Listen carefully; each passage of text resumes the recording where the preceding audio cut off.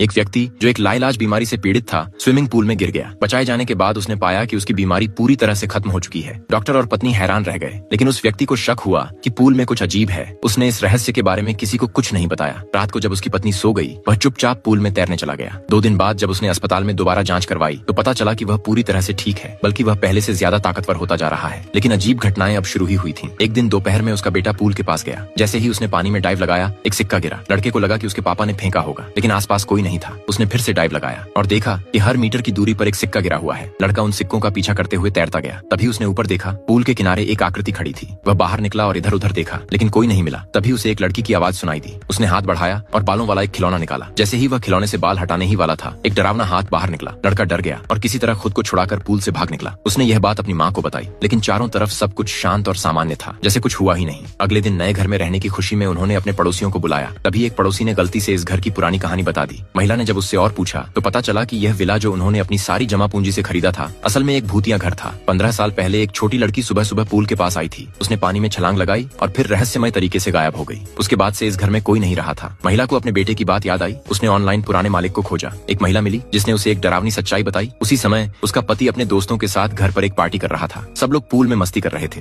लेकिन किसी को भी यह एहसास नहीं हुआ कि पानी से धीरे धीरे एक काली धुंध ऊपर उठ रही थी।